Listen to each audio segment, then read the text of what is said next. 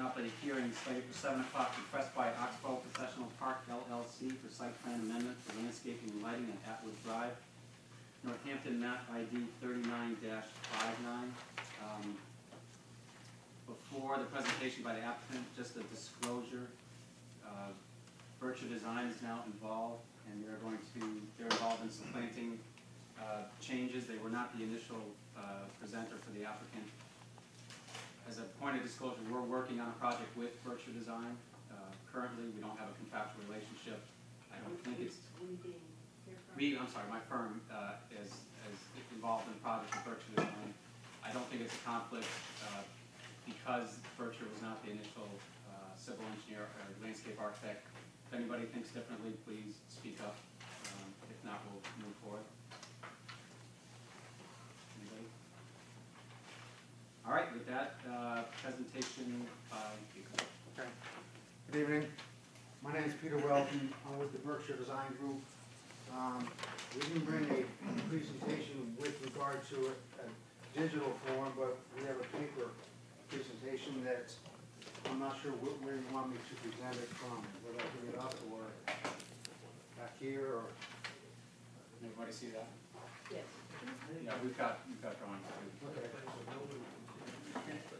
Basically, this is a site plan amendment request for changing the planting plan and adding some lighting to the building itself.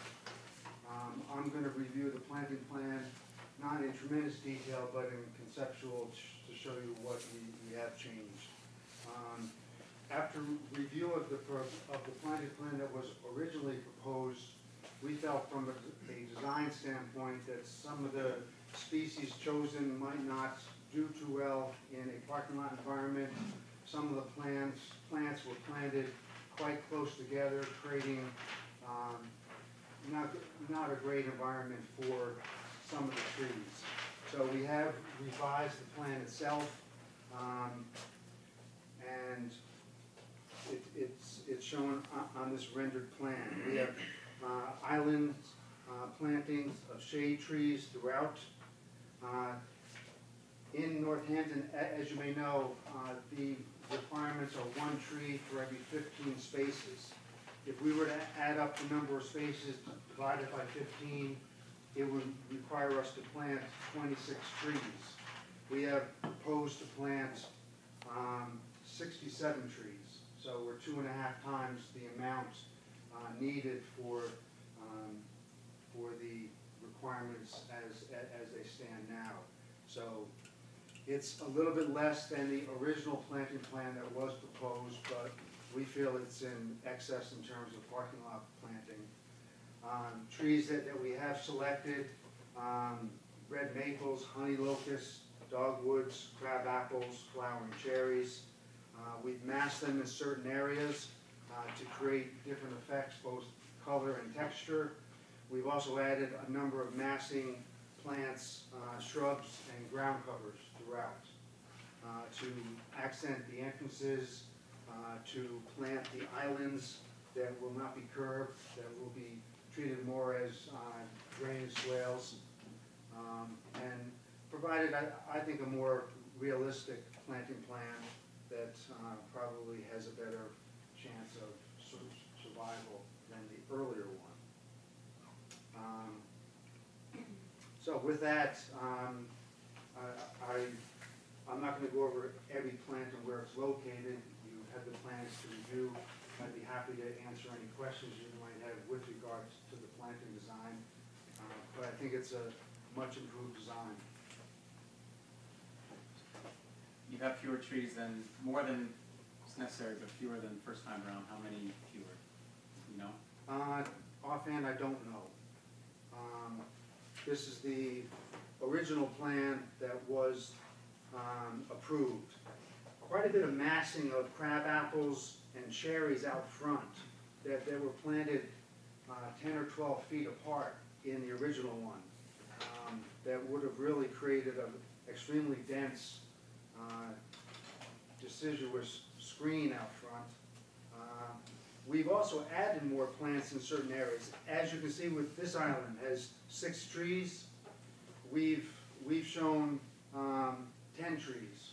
So we felt this island needed more planting, whereas some of the other longer ones, we've taken out a tree or two.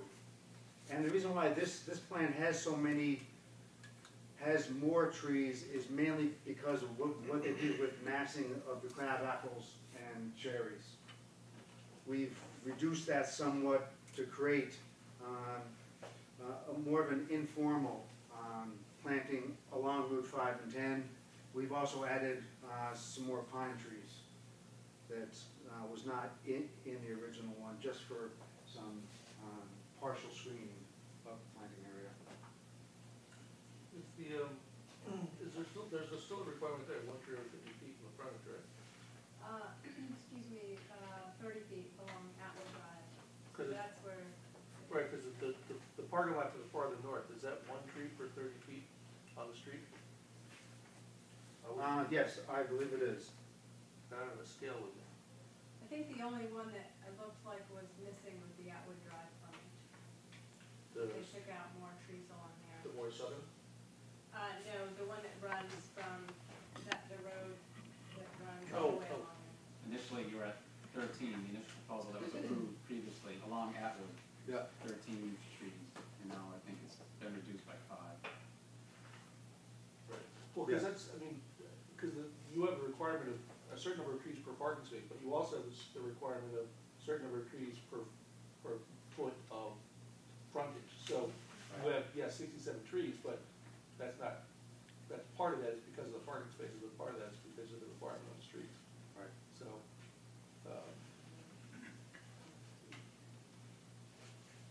If that is an issue, we can easily add more trees along Atwood if needed. I think we're placing them more from a design standpoint and looking at the facade of the building than a linear foot on it. yeah, I prefer, I think tree per 50 foot, that's pretty much the standard everywhere in the city. The only place they don't have it is right there, Right. maybe not even there, with an inch per phone. Yeah. Yeah, there's definitely gaps there that they're not gonna do. The question is, why do they want to take those trees out? Well, the board doesn't have the jurisdiction to waive the number of trees for the frontage. Right, that's what I'm saying, so the fact that they only had 8 when they're supposed to, well, if that space requires 13, I think So they have to if put it the was ones that. 13, it needs to remain. Right, has to Yeah. be 13, you can't not. We can make that change.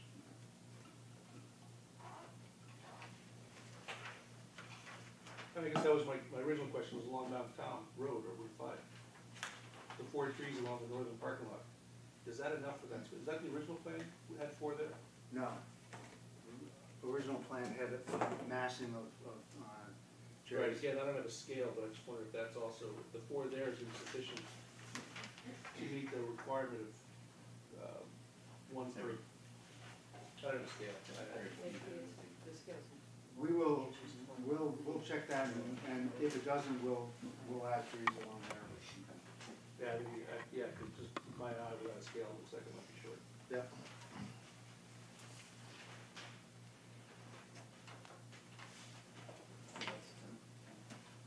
I like this plan better than I like the grouping of the other trees. The one thing that, and it's not really the planning board, it's just what I've seen in other projects, is that we get them all in there, and unless they're watered and maintained, and I know they're your asset, you're trying to keep them alive, but I mean, we can point to other projects around town where they just get brown and there they are. And Yeah. so that would be my hope, is that, there's some plan to keep the ones put in alive.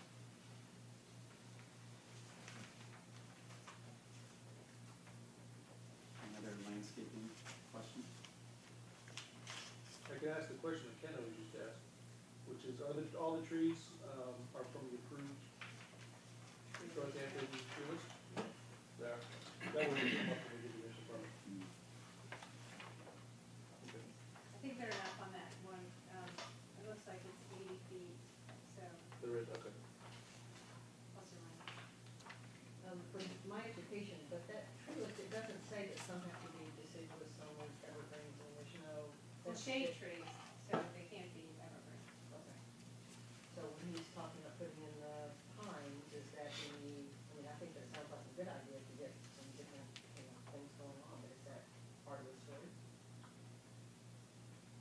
long as the total number of shade trees is met, and it looks like they are sort of clustered in there along that section. Okay.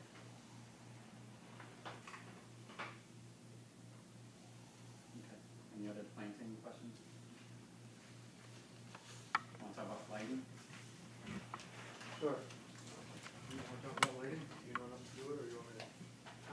We can both do it. We did request a minor modification in the exterior lighting by adding a number of fixtures to the facade of the building. All these fixtures would be dark sky compliant. We submitted a cut sheet showing the fixture and also a elevation at night where these fixtures are on the facade itself.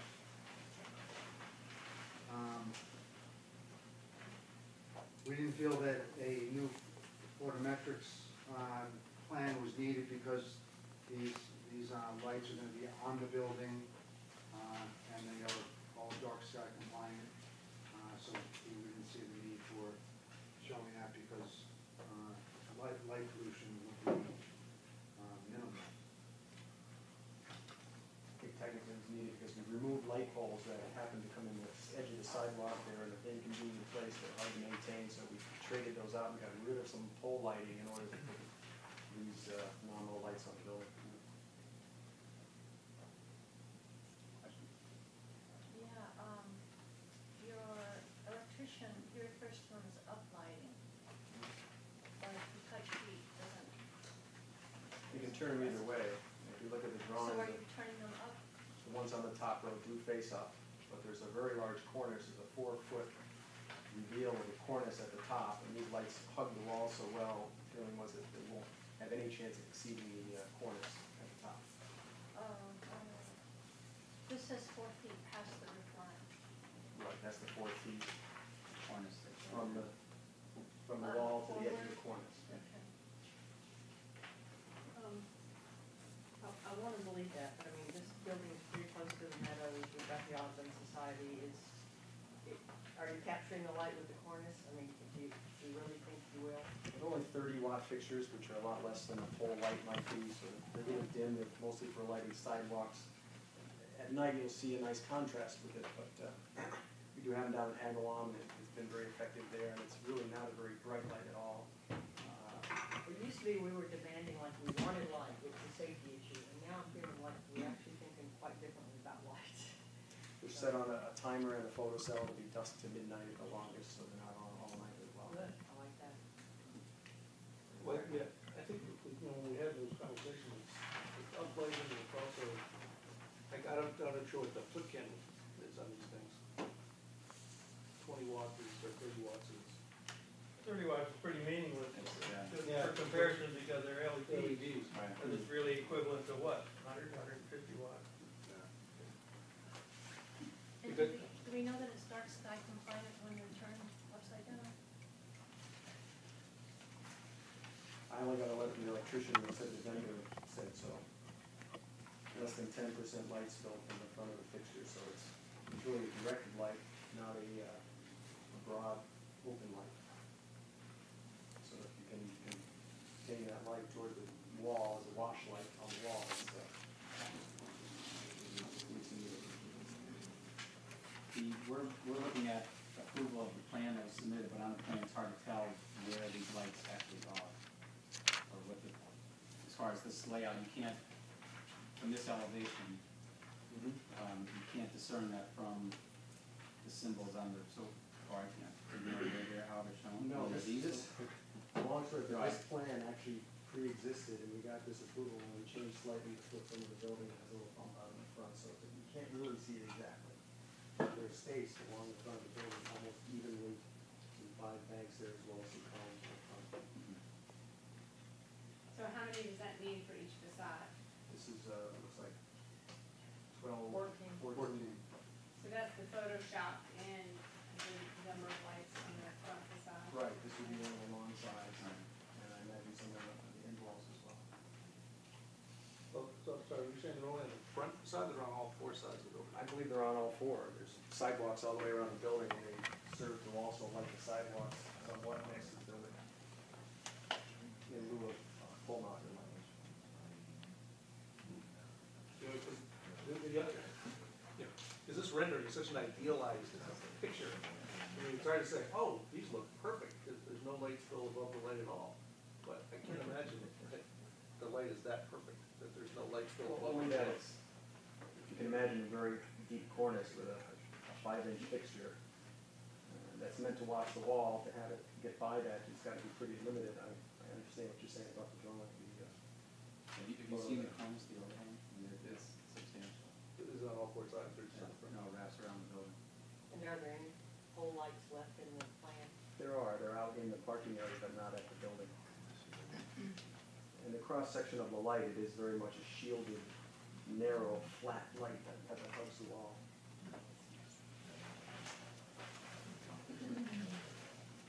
Are there exits on the short ends, short sides of the building? Yes, there are. So, would it be reasonable to presume that this type of layout is what is being proposed? It's a very simple entrance, it's not a grand one, so it'd probably be maybe 4. One of the ends here might be similar to what would be on the end. Okay. It's much more understated, merely just either emergency exit if someone wants to use it, they can, but it's not meant to be an entrance. Right. And so I'm looking at the planting plan, and I'm looking at the lighting piece, but I know how many pole lights in here. I know that. Yeah, and I don't know the I did not bring tonight the original plan. It's the same amount that was on the original. We placed our trees around them. We've shown, No, I think just some of the pole lights now go away. Near the building only. oh yeah, Oh, near the building. Right, so the ones that our show lawn lighting has right stayed the at the same. sidewalk, their engineering was not ideal for reality. Okay. So the ones that were right at the edge of the sidewalk, meeting the pavement, just didn't make any sense, so, building mounted lighting was the best way to go. Instead of a 150-watt wall packed onto the thing, we're trying to be sensitive to the lighting and have it not only keep the light down, but also enhance the look of the building. Yeah, my question for something is something that I don't like to be like mine. We did it we did it in Agawam Crossing, it's been down there, it's a brick building, very similar, it's Yeah. understated, but quite dramatic at night.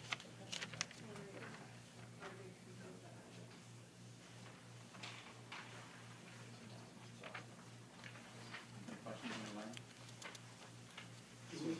So, like I said, we're gonna put, I mean, is that gotta be a condition that we're gonna be on timer? I mean, I know they said it, but I think we should make it a condition that we're on timer.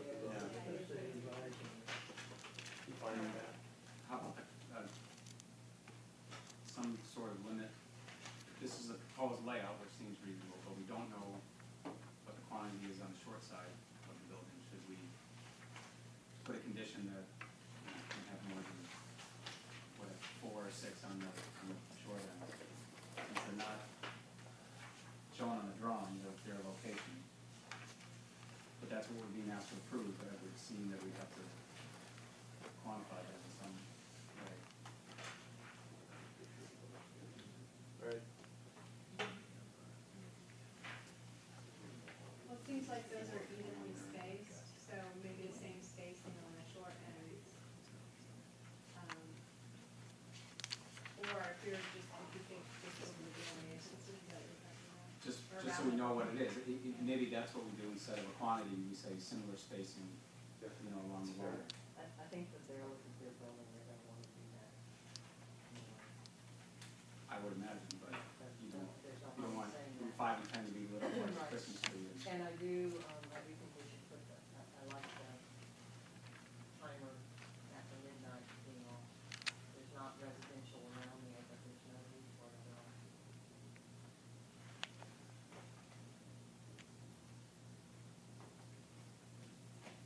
Any other questions from the board?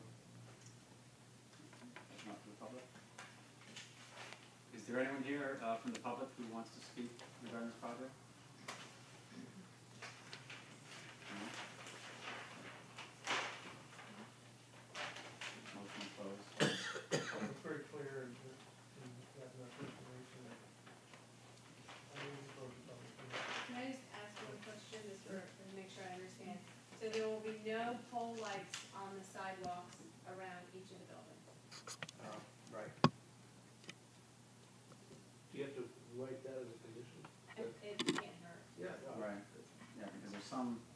still I see it on just the can't plan. tell with the, yeah, there's some dots on the adjacent to the sidewalk that, Yeah, I think Might that be plan's not lighting. updated, but Yeah. that's the reason we're here, it's a site plan issue, is removing the lighting off the pole lights more than building, because I know that's not all jurisdiction, but, we thought it would be nice to be sure.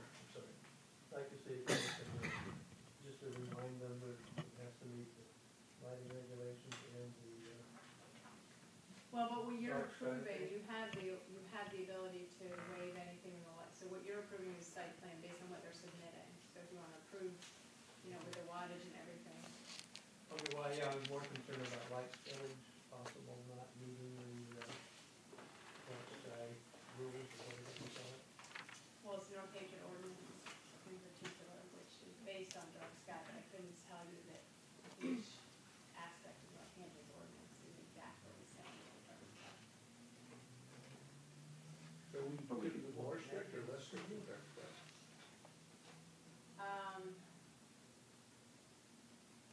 It depends on which section, I mean, basically the ordinance, took as a framework the dark sky, but then there were some provisions in Northampton that were slightly different from their model, so.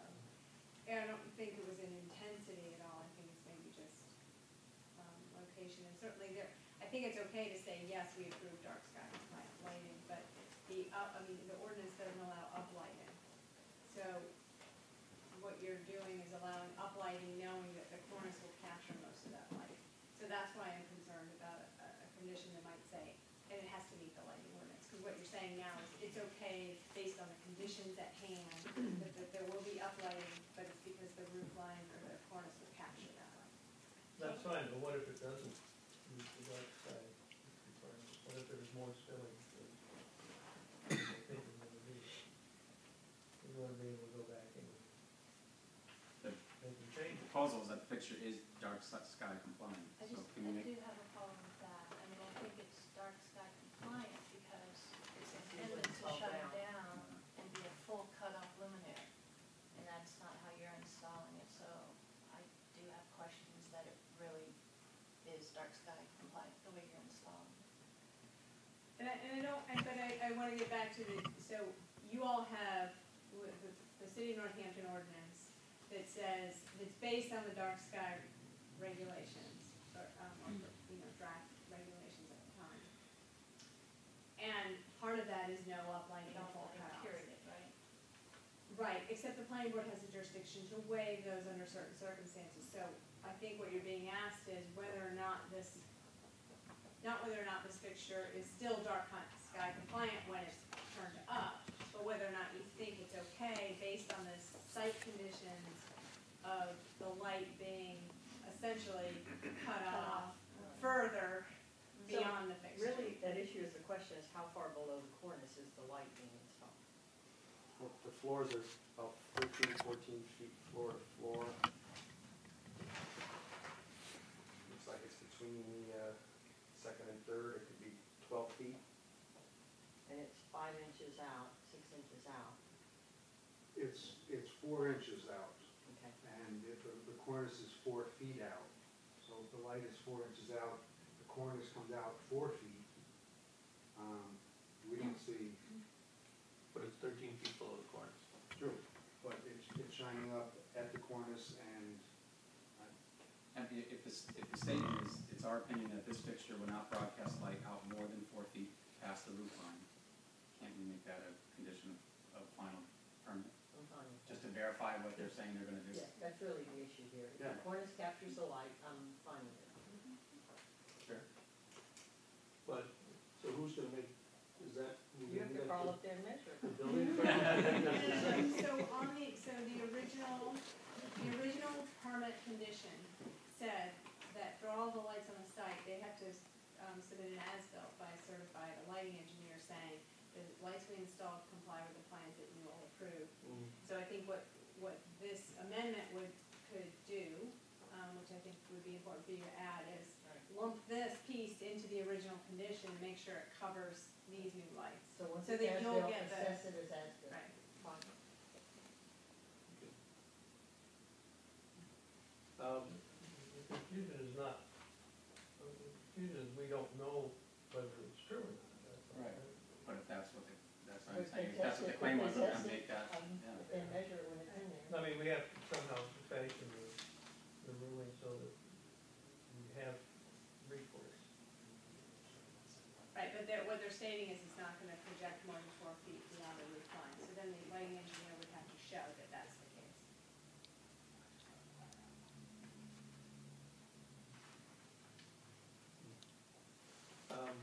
I had one other question, I know they said until midnight, but, and I know the staff recommendation said 11, I was curious why the building's not open past, We don't know all the uses, but it's unlikely. right, so I was wondering if we do it earlier, I mean, is there a reason we have to go to midnight, we want to do 11? I mean, Yeah, if- staff recommended 11. Yeah, it just seems like, unless, I mean, if the building is unoccupied after, say, 9 o'clock even, why would we keep the lights on, so,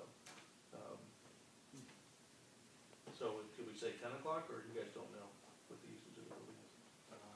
Don't know exactly how late the uses go. There's clinical work there, it could go on into the evening. Right, Physical therapy, that goes on into the evening typically. right. So, Can we condition it that if the building's unoccupied, lights will go off at 11? 11 or 10, I mean, Or whatever. whatever we pick, Yeah. but, I mean, midnight just seems late, I can't imagine there's people in there at midnight. Just because you never work at night doesn't mean other I people. work at home. We could say, lights off at 10 unless the building's occupied. But I mean, the timer should be, I mean, it's gonna be on a timer though, so, you know, the lights should go off at 10 o'clock. Right. So if somebody Unless has you to can, go, you can override the timer if the building's occupied. yeah, if it's 10 o'clock, say 10 o'clock is fine.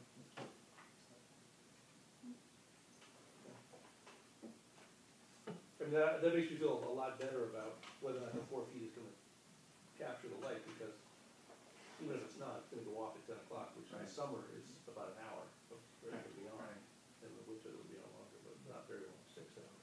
Yeah, Very 6 hours, morning, but it's not like they're gonna be burning all night long. Anything else? Randy's got a motion to close public comment. Second. Second, all in favor? Any other discussion? No? Then should we read all the conditions? Yeah.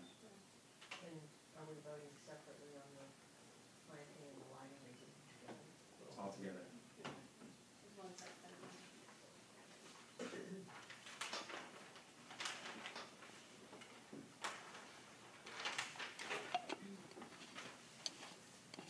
Do you want me to go through the conditions that I heard? Yeah.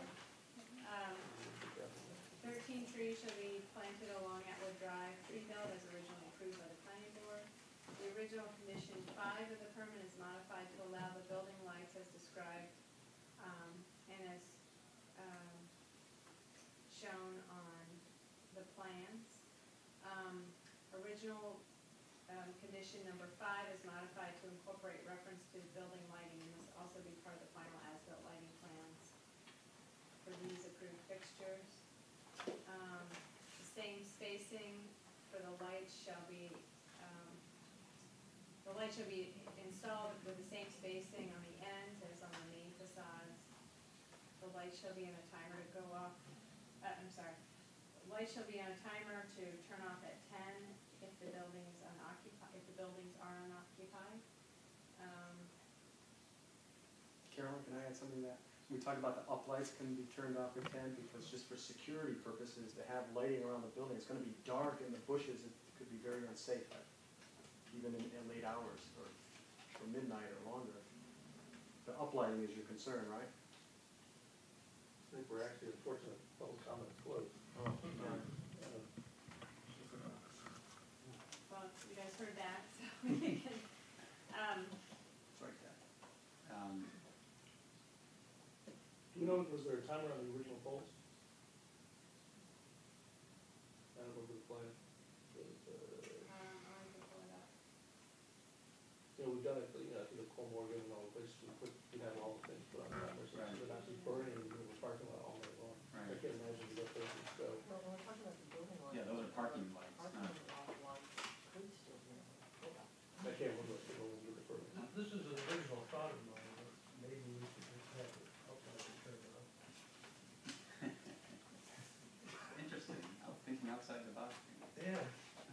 And I think the relevant question though is, are the pole lighting from the parking lot still on? Because that makes the building perimeter less of an issue.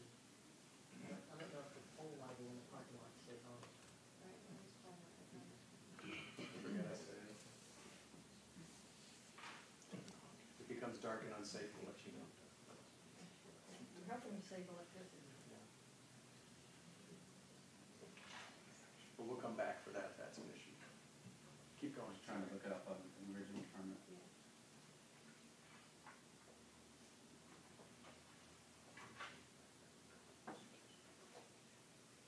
I don't see, a condition for the site,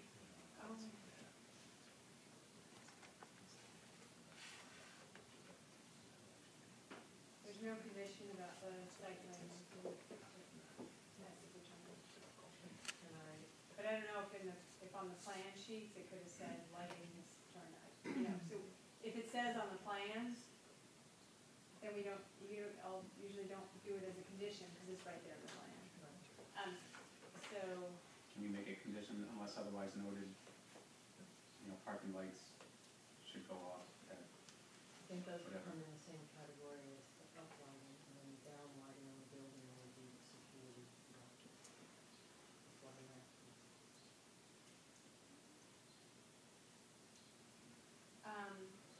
typically the security lights are at the doors, at the entrances. So, I think those probably stay on. Maybe I've used the wrong term, when they're referring to warning lights that are down facing around the building a lot, because there are bushes and shrubs all in the building.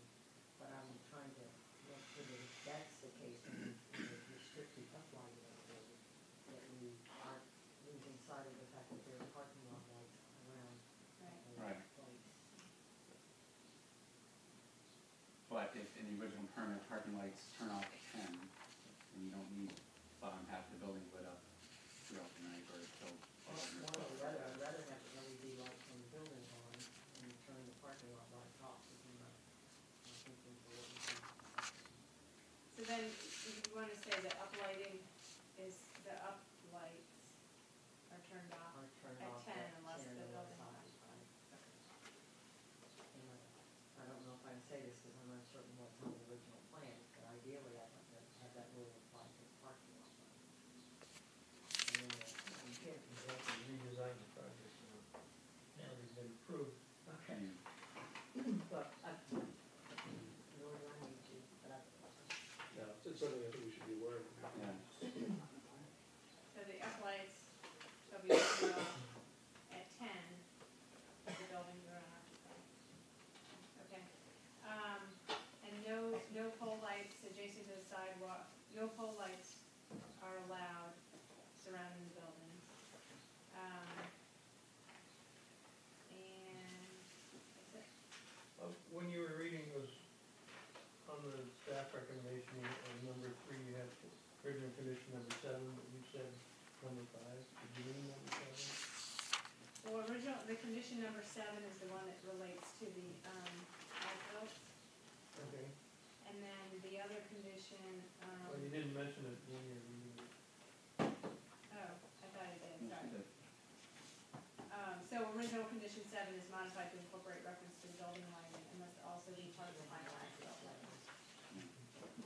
How about the issue about the uplights shall not broadcast light over out more than 4 feet? Oh, right, okay.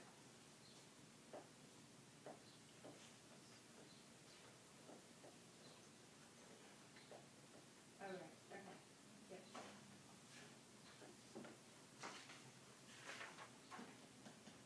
Anything else? No? What's the motion? I move we grant the request by Octopus Professional Park LLC for site plan amendment for landscaping and lighting at Atwood Drive, Northampton, map ID 39-59, with the conditions stated. second, Kevin? All in favor? Thank you very much. Guys, all set? Thank you. yeah, I actually like the plan. Call Morgan, please, all the time. They're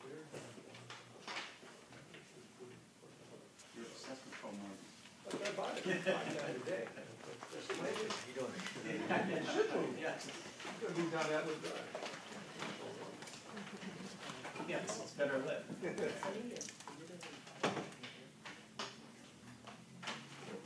I know, yeah. You ever fly in Chicago? It's like the. Sunday. Sleep. Sunday. It's just like nothing but parking lots and lights. And now Kevin, you go. Yeah, I keep thinking that I'm Because when I first started doing the compact collections, the original ones took a long time to build. Yeah. And now the new ones pop right on, but it's still very large. and the problem really uses. Yeah, well, the compact fluorescence is really very good, like 35%, get a consistent one.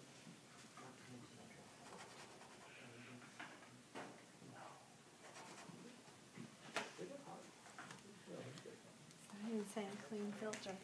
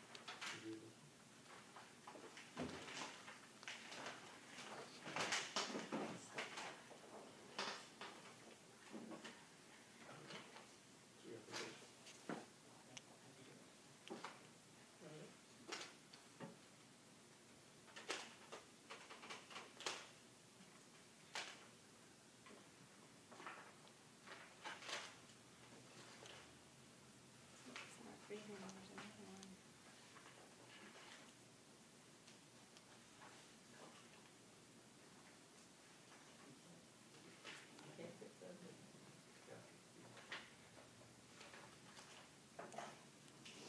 You know, it's funny, but one of the bank is in front of the The mall. Yeah. wood frame. Yeah, Wood I saw that. wood frame building inside, a commercial wood frame building. Yeah, it's almost like the buttons aren't working for some reason. Because it's not even flashing on here when I hit control function, control F8. Oh, really? It just looks, when you see a commercial construction site where it's putting up 2x4s, it looks odd. Yeah. Yeah. I mean, something that size, unless it was, like what's that, the cooperative bank in Florence with masonry. If you don't do masonry, then you might see metal studs, but it's not gonna be real. Really? You know that in just as you drive past Coldwater and find. Always looking for something about Coldwater. But yeah, it's Let's just, try it. I'm curious to see what's going on in the back, because the back door is like a shelf. Yeah. In the front of the building. That one was just sitting there that I could find.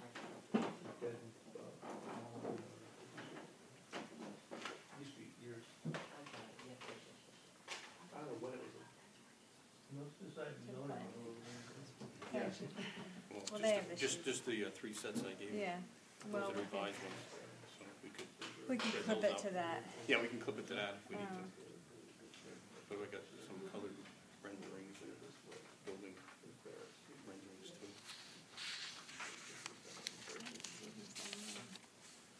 This has not been a good computer week for the I'll be city. curious what- Yeah, right, yeah, you lost your. They knocked down the old home road with the car dealership. Wasn't there, It's taking so was that long. what the plan, that they're not again? I don't know. Consent, probably? Yeah, yeah, yeah. So that, little gas station will be an island. Oh, no, because, is the Ford place still on Gannon Road? That's still there. The Ford, I think it's turned in, no, across the street is like. Black Raleigh, 'cause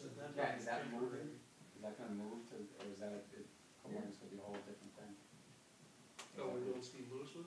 Yeah, I don't know, they bought, Carla Cassandra bought that. yeah. Where did they move?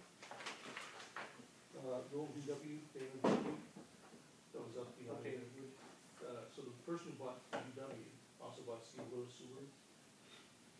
And, but she also bought the Cole Morgan building. Okay, so they're gonna put the Volkswagen place is going to go to Cole Morgan. Well, right now, I think it's one with Steve Lewis. Well, it's there now. Oh, is it? Yeah. And then, they're not done Cole Morgan. I'm trying to remember. Yeah, it's plugged in over here. The former Steve Lewis place on the end. That's, I don't know, and what's gonna happen to the old VW place, I don't know either. It's, the guy that had the Volkswagen dealership let it Oh, go. there you go. Now he's Oh, like oh. upper end used Yeah. cars. Oh, that's what's gonna Classic cars or something Yeah, like that, yeah. and oil changes and. And it's a huge lot for what's happening there, it seems like now.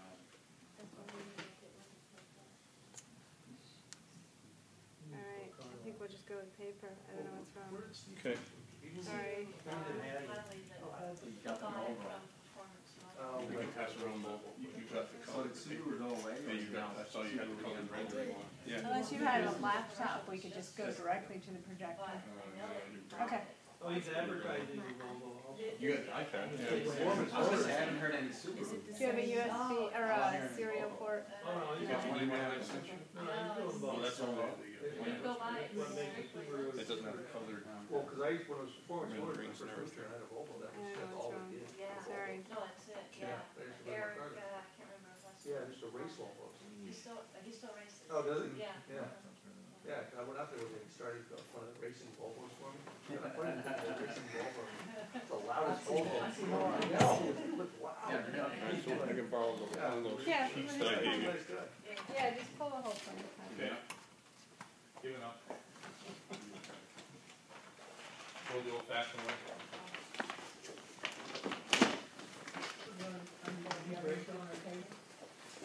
Well, it's not, there's not a, of course, the computer button's not working, that's why.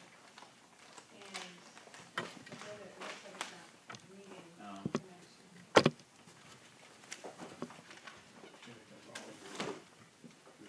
Oh, the ones we had, Carol, are out here? I didn't Right, think the old ones- they were basically updated based on people's comments, and there were some revisions. Lance just said you had the land, yeah, that Based there. on the comments, the late comments that you sent. Right.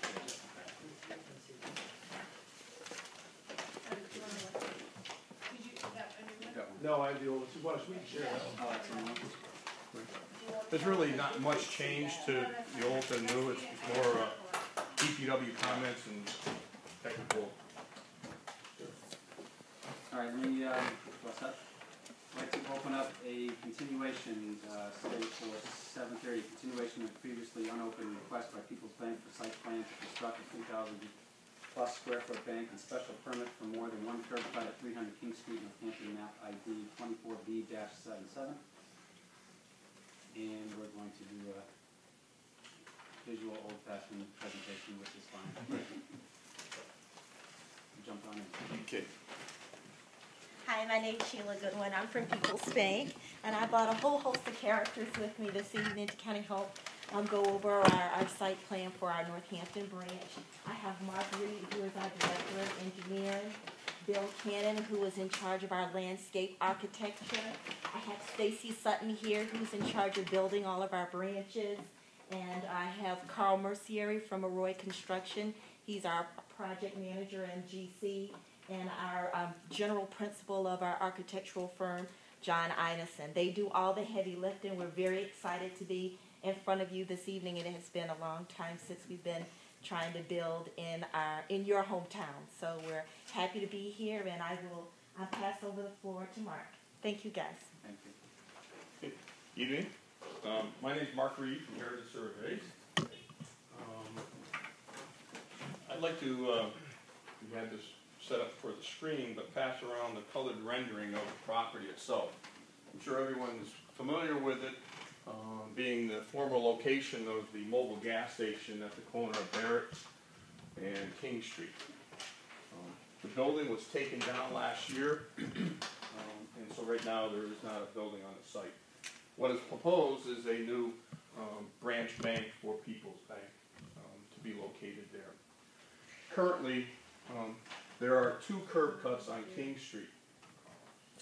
One of them, which is owned in part of the frontage of the parcel of land that we're talking about, and the other is a right-of-way that is not owned by People's Bank, but is owned by the Conway Realty Trust and the oil company that sits behind it. We're proposing to close off the curb cut that's on their frontage and only use the right-of-way and the Conway Realty access into it off of King Street. Also, we are currently the Barrett Street driveway is very wide, and we're going to narrow that to comply with the city standards of the only access of 18 feet in width itself. So, we have a whole set of plans that you have before you. The existing conditions plan, the demolition plan, the site plan, and paving and utility plan, a landscaping plan, a lighting plan, a snow storage area plan, and construction details and notes for the project in itself.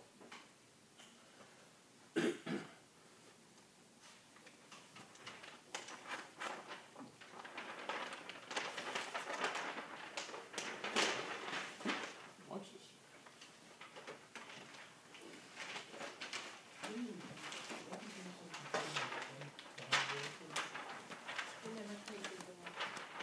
Booby trap, huh? Yeah, I didn't know. Maybe, yeah, right. Just like to get to the site plan. How do people do this stuff? Yeah, I know, huh? Can't do it anymore. So it's working just as well as the computer. So, Let's rip those right up. yeah, those are Carolyn's still. Or, yeah. Oh, those Carol? Yeah, good one. Steve? So, I'm looking at L4, which is the site plan for itself. We feel that the site design is in compliance with the new highway district zoning and landscape bylaw that was passed last fall, in that we have a narrowing of access points at all the sidewalks down to 18 feet. We have a connectivity for pedestrian access from King Street sidewalk into the front of the building itself. And we also are proposing a bench to be put along King Street. Site has a bike rack for itself, and it has 16 parking spaces. 1 handicap space in the front, and 3 additional in the front of the building, 7 on the side, Barrett Street side, and 5 towards the rear of the property itself. As I mentioned, these revised plans incorporate comments that we received at last 2 weeks ago from DPW. So the plans that are dated June 27th incorporate all their comments into the letter that I gave Carolyn earlier. The building itself, and I can pass around some renderings of the building, and John's here to answer any of those questions you may have.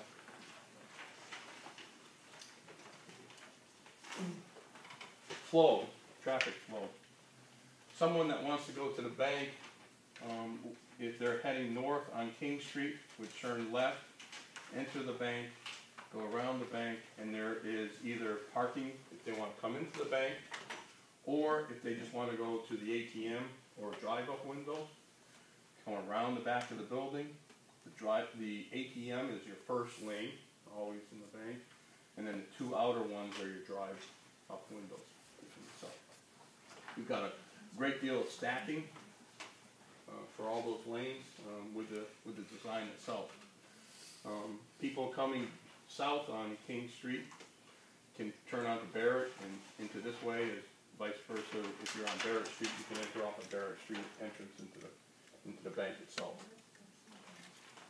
for it. Also is opposite the driveway entrance to the car wash, which is across the street, on the opposite corner of Barrett Street and King Street in itself. The next sheet is the site utility plans.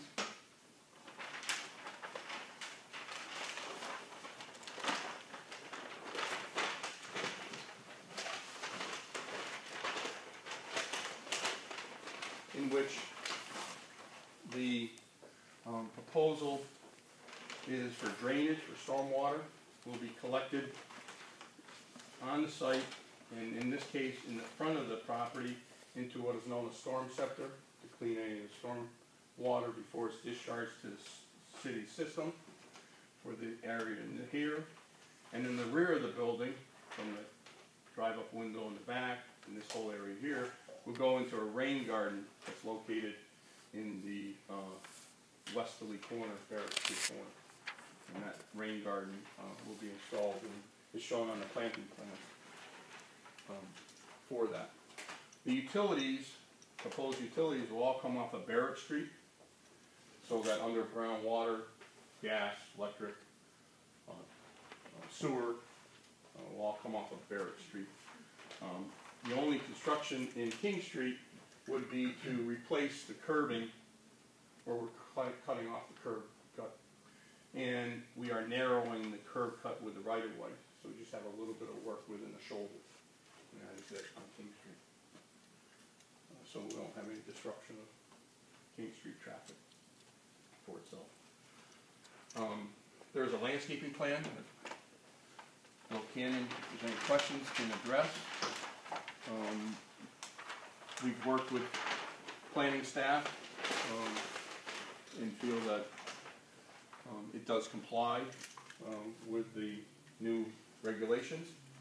We have a double row of shade trees along King Street. We have a row between the curbing of King Street and the front side of the sidewalk. And then on our site itself, we also have another row of trees and mass plantings that are shown on the plan. We are also proposing to redo or reconstruct the sidewalks, both on King Street, the city sidewalks, on King Street and Barrett Street. They're in kind of rough shape, so we're going to replace those. No sense in building a beautiful bank and having the sidewalks in front of it degraded. So that's part of our proposal. We also have shade trees along Barrett Street in compliance with your city regulations. The next couple of sheets, there's a lighting plan, which is a part of it. Snow removal plan shows that we have ample area on the property to stockpile snow in a normal winter. I'm not sure what a normal winter is anymore after the past two, but we have areas on site for snow. And then the last page is the actual construction details. And those are part of some of the additional items that DPW has requested we add to the plan. So with that, you can answer questions. Randy? How many employees do you anticipate, with an eye towards how much parking you're going to need for the employees? We'll probably have 5 employees on a day-to-day basis, but we'll have another 3 that are coming in and out, rotating around the community. We have a mortgage consultant that will be out in the community. We'll have an investment representative out in the community. And we have a business partner for our small business customers that will be out in the community, but like 5 permanent, so 8 total. And that's why we put the parking spaces towards the rear, because we didn't want to take away from the parking for customers. Right. Yeah, we've provided 5 spaces in this rear section of it. Yeah. My next question was, where are you going to put a sign? Yes, the plan shows a sign. There's a current pylon sign right at the intersection. And the plans detail a sign located right on the corner of King Street. Under shown on, trees. It is. and there's a whole plant bed around it. There's a whole plant bed around it.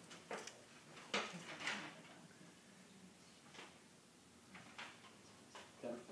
So the sidewalk that you're gonna put in is gonna be the same width and dimensions of it, like it is in front of the fire station? So Yes, I don't have Yeah, a vision for right, what's the there new right now. standards, the new standard is 6 foot, under your new regulations. So along King Street, it's gonna be 6 feet in width.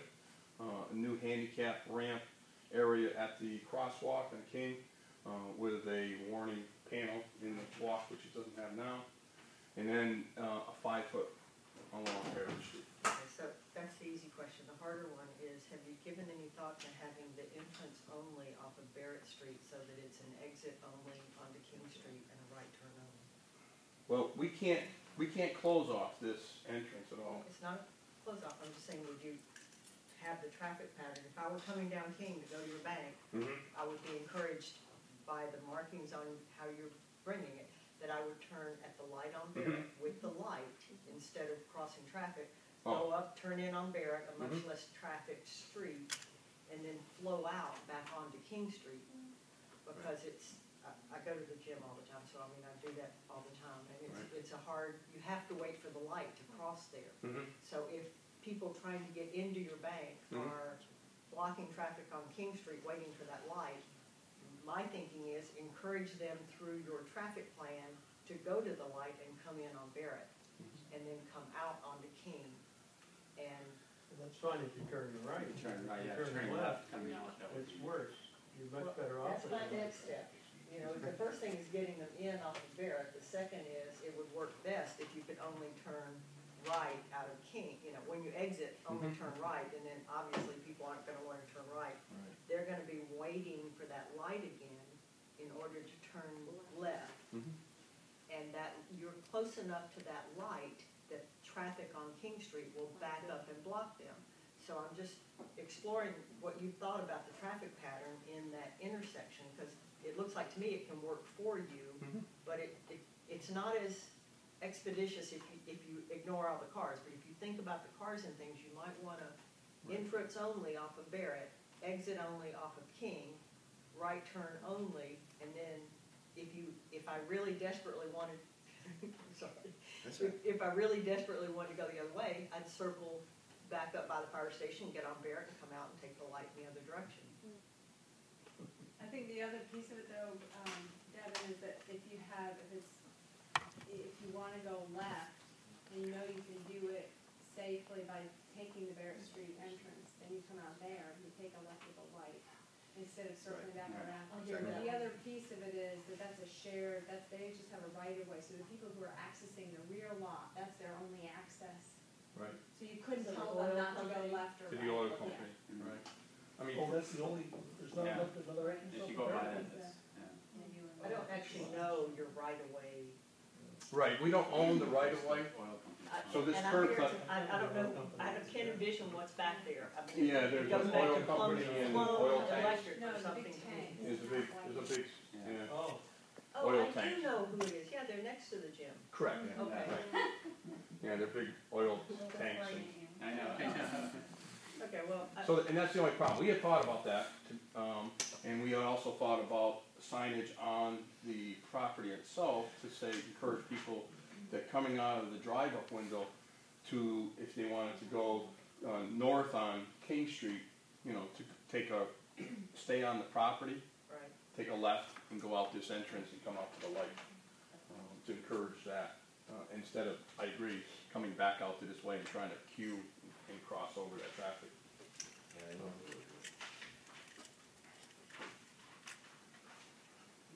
It seems like entering from King Street in this layout is similar to entering the Florence Savings Bank from Finn, where you come in, you go all the way around, and you come out that exit. And it was horrible at the beginning. It's better now, but it's still pretty horrible. still Yeah, right. And The one in East Hampton is also another one to show you how not to design stuff. at the Rotary. well, I mean, I don't know what we're thinking about. It was never designed in the first place there. That just happened. I mean, I don't know what we're thinking about traffic mitigation. We've already got a light there, you know, and there extra curb cut. Taking one away. We're taking one away. Right. But I'm just, I mean, this is busy, we're adding traffic to a busy street, and how we think about doing it. Well, you're actually, it's not, the way we would look at it from traffic is it's a reduction from the mobile gas station. Right. On the other hand, the way I look at it is it's been empty for years, and there's zero traffic there now. But that's not reality. But it's also a new use, and it's a change of use, so I don't think it's grandfathered in. I don't think traffic. It's not grandfathered in, except they significantly narrowed the driveway access on Barrett Street. And on they King. eliminated the much less safe access that's right next to the intersection that the mobile station had. All good I things. can't remember. Yeah, and we did narrow the King Street entrance as much as we could on our property. So we narrowed the King Street entrance right up to the property line. We can't narrow it on the right of way or the land that's owned by the oil company. Those are all good things. Yeah, I mean, I think everything you said was valid, but in. Yeah, I don't need to design it for them. My question should be, what have you done to think Yeah. about traffic? So we have, that's what, those are the items that we have done, to narrow the entrances, to eliminate this curb cut here, to encourage people that are coming out of the drive-up window, or lanes to come, if they're heading north, to come through the site, go back out to the light, and take a left. Are you gonna put a sign that's like, King Street North, or? We can do that, yes. Yeah, we can do that. I think of all this, remember when we did all the signs, I can't remember who was on the board at that, Brandy, when the second time we did Florence Savings Law, on the corner, I mean, the first time, Jen, you were there, yeah, the first time was, so they came back and we redid it, they put up a bunch of signs inside the parking lot, to kind of direct people to go all around the bank. I mean, I keep thinking of that layout when I look at this, because it's similar when you come off of King. My concern here wasn't King, it was really Barrett, in that the entrance is almost too skinny. If you think of Florence, when they redid it, at the same time you could enter, you could come out, turn left, come out, turn right, all at the same time.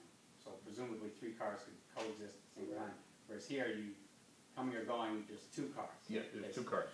And so, if somebody's trying to get in, and somebody's trying to go out and go left and go out and go right, it's mass hysteria. Right, but that's also, that light, in front of Florence Savings backs up all the time. Right. It always backs up, so if you're trying to turn left, normally you can't unless the Right. light's green. I think the traffic on Bear Street's a fraction of what it is on King Yeah, Street. you're right. I think most of the traffic on Barrett Street typically comes down Barrett and Yeah. takes a right, heads towards town.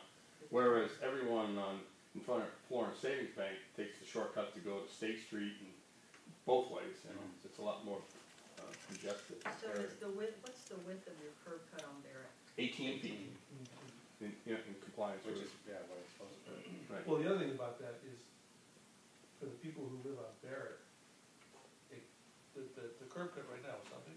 Oh, the curb cut right now is probably about almost 30 feet. It's So very it's much wide. safer for people coming down the sidewalk. It's very wide.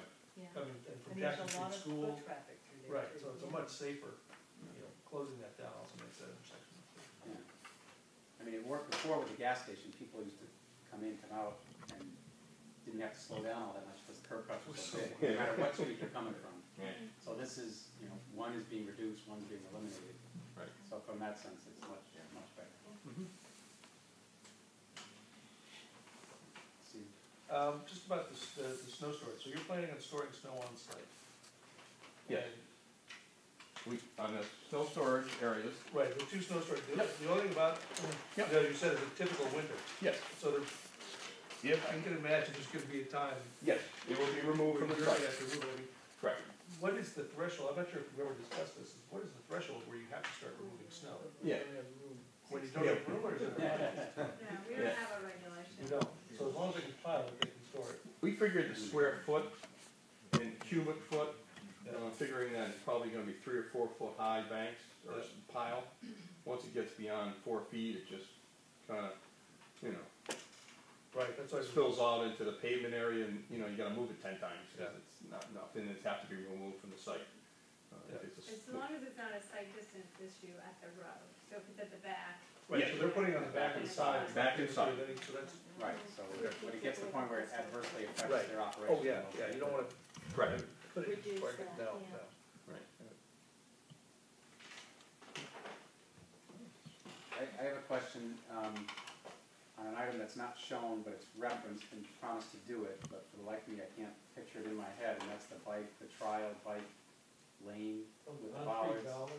Right. I have visions of cars plowing into bollards that all of a sudden pop out of the street, and so. We do too. How, do we know yet how, I mean, I think it's great that we're gonna do it, and we're gonna try it and see how it works, in anticipation of doing it further on, but around the corner, for the life of me, I can't figure it out. We met with Wayne and Carolyn and talked about it.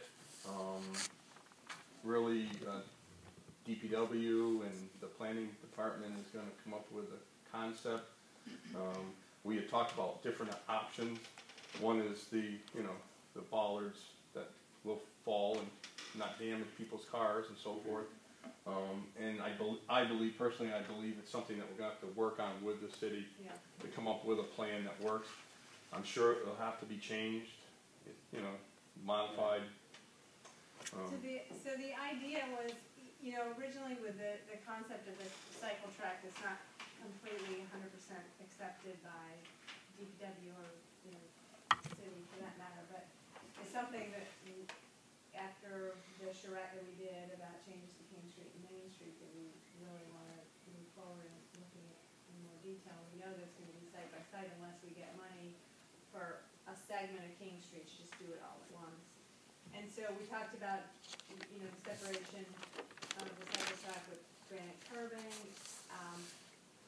for just a little section, but we don't, no one's really sure whether this is the way the city wants to go or not and how it would work. So it's really sort of a test to narrow the traffic around, the corner of Barrett Street so that if you want to turn right, you're coming down Barrett Street and you want to go south on King, you're not going to, be able to slide by the other car and sort of scoot around the corner because there will be a bollard there indicating that it's a bike path, essentially entrance.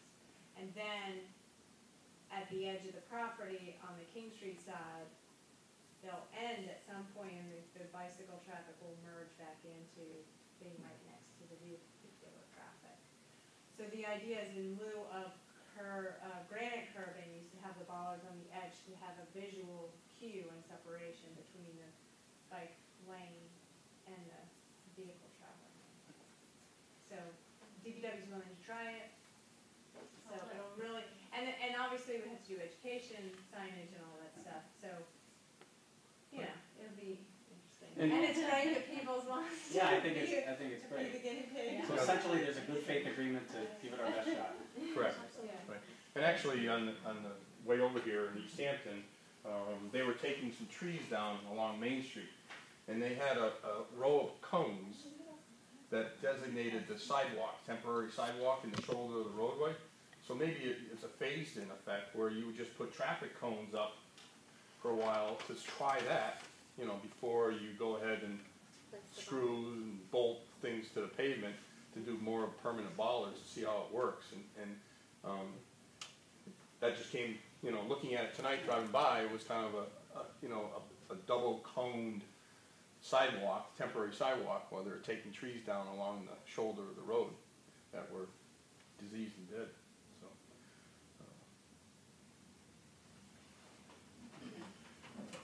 any other questions for the board? Is there anyone here from the public that wants to speak? No? Except people's. So we don't have any conditions on it, No. Well, except the bollard. the bollards and the DPW comments, which have been, there's a 3/4 of a page of bullet points, and have those all been addressed? So what happened since the DPW had a bunch of comments, a lot of them technical, wanting to see revised plan sheets with details. So what's in what Mark delivered tonight and what we're looking at now are those revised plan sheets. Doug McDonald, who reviewed stormwater, was able to look at those before the meeting tonight, but David Valletta didn't have a chance to look at the plan sets that got delivered this afternoon to DPW. So what I had done originally was copy or convert the comments from DPW into conditions, because they were all sort of relevant to, or related to, complying with city standards in terms of construction, you know, the way the sidewalk has to be structured, the way that, drain manholes have to be labeled and connected and pipes connected. So I think all of those can be conditions, and some of them go away because I see that the, details have been included in this latest revised set. So there's still a number of points that I'm not sure have been corrected, but even if they have, it can't hurt to have them as a condition, because they're really just sort of making sure there's compliance with technical details. So I can run through the ones that I think are still applicable. Well, what I heard you say is we can put them all on as applicable, and then those that go away, go away. Yeah. Because otherwise you couldn't vote on it, right? We still sort of have to read them all, so. Right, you know, there were comments, all work within the right-of-way must first be approved by DPW, and final plans must be submitted for approval prior to any work. Applicant has to coordinate water service installation with the water department in accordance with those standards. And then a condition about coordinating with Colvest, who's doing the Hillendale Mall reconstruction, because as part of that project, there's reconstruction of the pedestrian push-button signals right at this intersection. So that's going to be happening. Those two projects are going to be under construction, I think, at the same time. If Peoples is going forward as soon as they can this fall, then it's just sort of wanting to set out the standard up front for construction. So I think those would stay, and then keep water and sewer lines as far away from the trunks of the trees as possible. 3-foot minimum cover should be provided on all drain lines. Roof drain pipes should be combined before entering the system.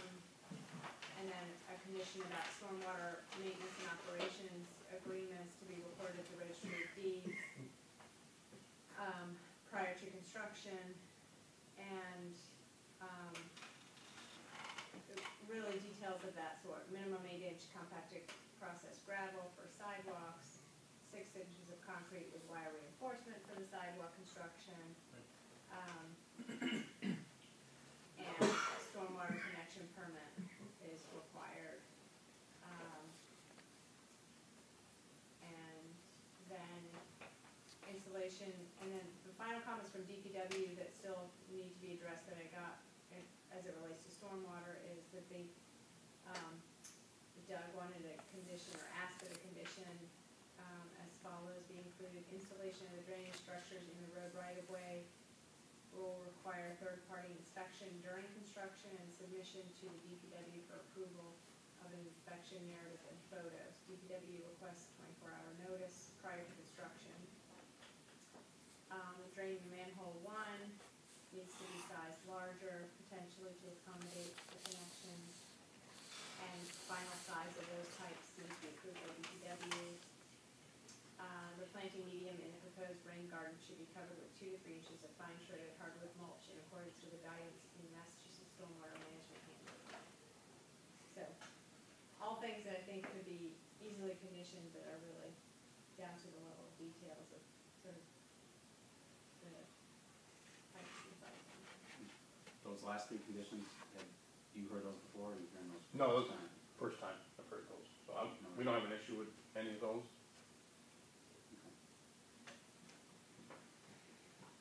Any other questions?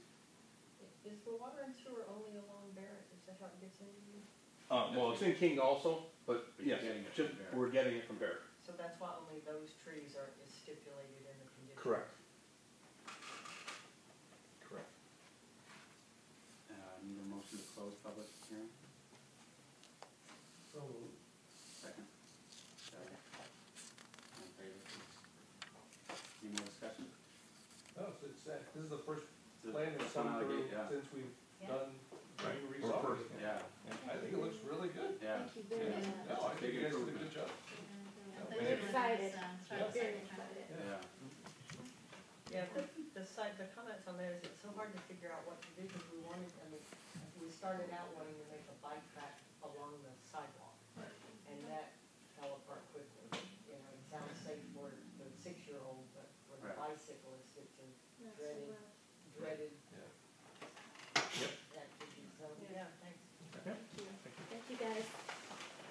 the proposal.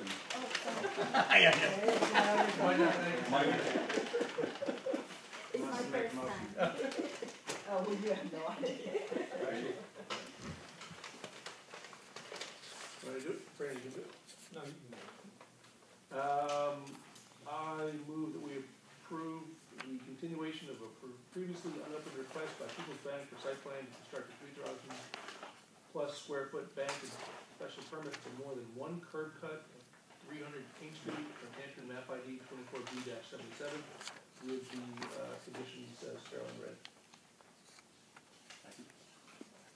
Discussion, the question is, what do you mean by more than one curb cut? There's one already exists, is that the one we're counting, that one? Well, the new zoning, says that even if there are existing curb cuts, more than one serving a lot, it requires a special permit. Give me a second, Carla, all in favor? Good to go. Thank you. When do you guys plan to start the construction? Right away. Couple of weeks, hopefully. Excellent. Right away. Very good. I got the shovel in the car. All right. So I'd like to start as soon as we can. That's good. Yeah. Tomorrow? This is good, yes. Thank you. Thank you again. Bring in some dark sky lights. Yeah, we can talk about the lighting plan. I think this is your light that was fine. Yeah, I'm listening. Now, I'm curious how this whole bike thing goes. I hope it works and we figure it out. It just, Is that the new one? no. Well, I look at the sheet. Okay, one thing- There was a lot Right line. now, looking for a low Yeah, yeah. Well, I didn't say anything, but Wayne, I mean, Wayne would be the arbiter of that, so if he had options. Well, I think it's great they're willing to do it, but this particular site, if there was a straight stretch on King Street and then for a 50-foot section, we were gonna do a trial, but this is at the corner, you know, I can see a car just coming down and all of a sudden there's some bollards or Well, the other perverse something. thing is it's only one, you know, that ain't gonna mean a bike lane until we string a couple of them. Right, right. Thank you. Well, but the idea too was you needed to start at a corner. You couldn't start mid-block. That would be, yeah. So even though it seems odd to be on the corner, if we're gonna start somewhere, it's better to start at an intersection. Have you been back and forth within the lot? Yeah. I mean, it's some attitude that got through something, I mean, they Yeah. were in good shape. Yeah. Well, They right. had no idea what we usually do. But they must have started this before the new zoning, so did they have to change? They did, but then they went away. And we suggested to them that they might wanna wait, cause it might be more favorable for them. And, for whatever reason, they delayed a long time, but, Long time, Mark. a year, 2 years, how long? yeah, I mean, it's been vacant For a while. They were saving the money. well, they started out, and then all of a sudden they demoed the building. So Well, they that's started right. talking to us, Oh, then they demoed it, Oh. and so, yeah. but they, he came to the hearings on behalf, the King Street hearings on behalf of people, just to sort of follow the zoning. So I don't know. You know, though, this is, we're not on. We are. We'll be- Yeah. No, she's done. No, it's still No, no, going. no.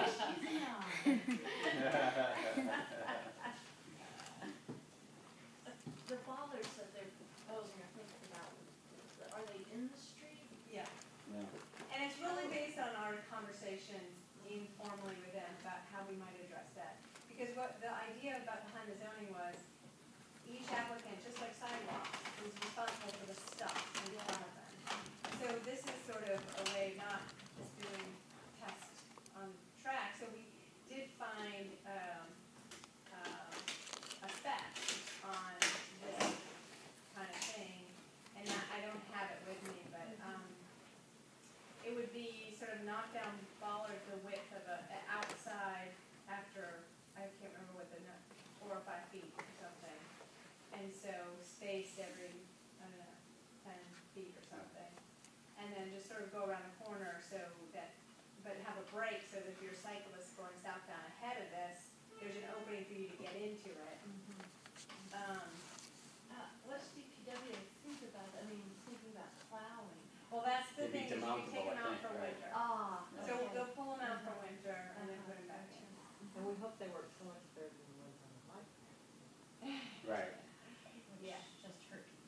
Well, it only hurt people who Weren't paying maybe watching. attention. Ran over, yeah. That's like in that gap of people going southbound, There's like a if they left that darling. one there, people just plowed with it. All right, we've got a couple of miscellaneous items. Yeah, Debbie, come on. What's on the docket for next meeting? We've got one in July, one in August. We have another King Street hearing, but just one. That's July. Well, Yeah, Well, first. I thought I was gonna be here for that, I am not going to be, sorry. it's only site planning, but you're out. And I'm out. I announced, February, we can't have a quorum. Uh-oh. Would the following week catch everything? That's fine, I'm in on, I'm out the I'm ninth. Zoom. I don't No, know. I'm out the on ninth. my calendar. Are you not? What about the last weekend? 26. No, No. Steve and I are out. Wow, somebody's taking a 3-week vacation. No, it's just little things here and there. So the Like John 19th, just how many wanted- people on the 19th? That How can many make people it? on the 19th? Are, One, two, How many people can Ninth, what? you're Well, we gonna have make it. it on the I can be there on the I 19th. think I can, I need to check my buckets at home. You thought you could come on the 12th too. Will we have a new number by then? probably. They have to still. hit the ground running. But Right, so, right. well, let me do the head count again for the 12th. Yes? No, no. For when? For the 12th, the 12th next, of July. which was the next published. So just 3 of us. Okay, and then the 19th? 4. Or maybe A meeting, yeah. Well, for site plan, we can do it with 3 because it's the majority of the present. people that are there. I have to check that because there was a court case that came in recently, and it backtracked on that, I think. Yeah, it never made much sense to me. Well, if we get a 4th member, we'd have, Right. we'd have So 4 out maybe we of 7. should do it for the 19th. What was the situation on the 26th? I can do the 26th. No, it's even worse. Yeah. Okay, so the 12th, we just sent the legal edit. Oh, sorry. Okay. So we need to change the 12th, to the 19th. Can you guys put your calendar now? So that's the only item, that's the only permit that we had for July, was, You tell us where it is, you can't tell us. oh yeah, 'cause it's advertised, as it was in today's paper, didn't you look? The IKEA is back on the table. But we approved that like 2 years ago. Yeah, but they never built it, and now they're coming back, they wanna be bigger. So, what's that? Yeah. Yeah, but then they're gonna, and they're also gonna build within the new zoning, so, they'd have to expand the sidewalk and expand the trees on the frontage, so. So that project, Oh, no. What was the Didn't- next didn't they time? just come- With Lee at PM before? Didn't they just Oh, come it from was us, like within the last 6 I thought it months? was 2 years ago. no, it was more than 2 years ago, they were then gonna try to file, because there was a permit extension act. They thought they could fall within the permit extension act, which extended the 2 years by another 2 years. But then their building is bigger, so that it doesn't matter, because it's not. This is the old Agway lot. Yeah, Wow. I thought they were just recently here, because we're talking about saving the building in the back. You wanted to chair for 2 months and you're already. It's all it's lost. all- But 2 years, that's crazy. That's right, I get it, it's been a while. no, it's 3. Can we get him to come tonight? Well, we're. Well, Maroy Construction was just here on behalf of Kia for something, or Leah, weren't they? No? Technically. You were thinking of technical. Oh, that's what I'm thinking of. That's what I'm thinking of. Boy, see, no, that was recent. See, that was Yeah.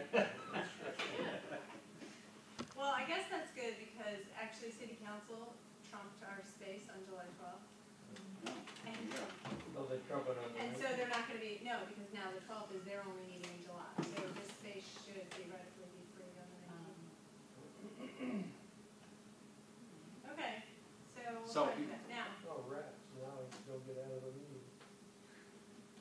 So because of that, so we've got minutes to approve, we've got a recommendation for an APR at the Meadows, and we've got zoning.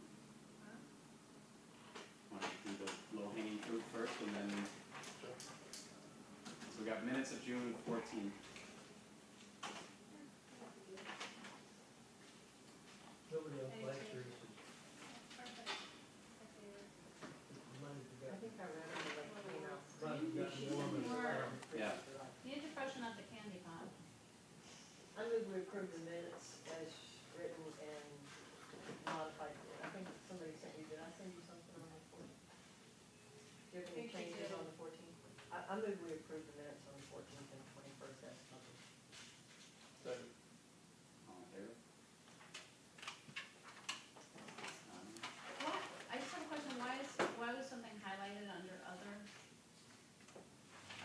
The escrow, the release of the escrow? Just emphasizing that. or- Yeah. Oh,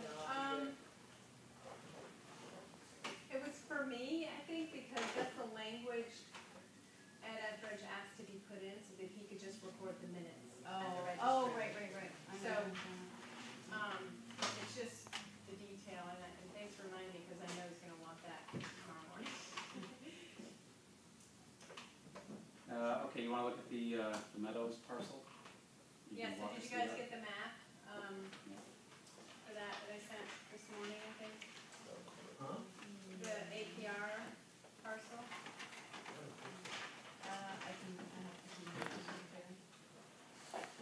So, a request has come forward. I didn't get that. We're applying, I should say, the city's applying for an agricultural preservation restriction on an 8-acre parcel on Fair Street Extension, which is just over on the other side of, you didn't get the map? There it is. Thanks, we're good. Just on the other side of 91, on the, and this form requires that if there are any comments the planning board wants to make, they can make them. It goes to Conservation Commission. Basically, the state wants to know, so what happens is the state has to approve it, and the development rights are purchased from the property. So the person, and then there's a permanent protection that the land will have to stay in farming forever, and it can't be developed.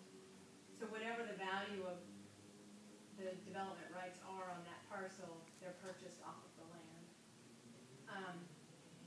And so if in the land use plan, the city and the planning board had adopted adopted a plan that indicated that this piece of land was valued for some other use, then the state might be a little wary about approving an APR on it. So there's not, basically what I need from you is to say, hey, this is great, hey, this is terrible, or hey, I want to put, not a dealership on this parcel, and we should recommend against it. Well, the first thing is, hey, it really is agricultural. But the second is this possibly one of the links with the Mill River Greenway discussion? Or is that on the Really. inside, that's on the Right, so other let me side, show you. that's on the other side of the, no, I got it, it's on the other side. Yeah, it's right, of so the- here's the fairgrounds. Uh-huh. So you take the road sort of going to the airport, and then it comes down here. So it's right on this side of the, Yeah, I have an image of where that is. What I don't have an image of is what that proposal was by the Mass Landscape Architecture Association presentation for how to link the greenways all around town and use the Mill River yeah, this is too far away from too that. far on the other side of Yeah. it. So, And then apparently, I don't know if we'll be bringing more requests to you, but our office just sort of made some more arrangements to purchase more APRs in the meadows. We don't really have any APRs right now in the meadows. We have APRs out on Park Hill Road and Florence Road area. But we haven't had any we have conservation restrictions on parcels here, but we don't have agricultural preservation restrictions. So this will be sort of the first one in what I think is gonna be a series of them that are gonna come up in that. But I thought that when the Meadows plan 10 years ago, this stuff the whole area was already preserved, that you couldn't build on this. Well, it's floodplain, so but there's certain places, so the the ability to develop is much lower here than, say, downtown. So the value of the APR is gonna be calculated based on that, but it still says, calls it out, it says, this, don't even come in the door to put a different building on here, or tear down a house and make a bigger house, and that kind of thing. Although I think you could probably make a bigger house on the existing footprint. Well, the property we're talking about right now, you can drive down the interstate and see it flooded a couple of times a year. Yeah. Yeah. Oh, yeah, Yeah. yeah. So I don't know how you Oh, would, yeah. I'm with Steve, I don't know how you would ever think about building, right, you'd have to build it up or. Yeah, or not. yeah. And does the amount of the restriction factor in that buildability? In other words, what is the market? No, it's just the value, so the homeowner would get Y dollars on this site versus maybe Y plus 50 on a site that was out of the floodplain or higher, Okay. higher elevation. So you guys don't know what the money, how much is in it? I don't know what it is, I mean, some, Do you ever know, just as a past example, what that goes for? Just education, I mean, I have no idea. I don't remember off the top of my head. I mean, we had I wanna say one of the more recent ones was on Park Hill Road in the last 5 years or so. And that's high and dry land, I don't remember what the per acre amount was. So basically, I would just take a vote, recommending the APR or something. I move to recommend APR. Second. Question? No, that was a second. No, okay. We're just Are in you just favor. stretching? All in favor? Okay, those are two easy ones, now we got zoning.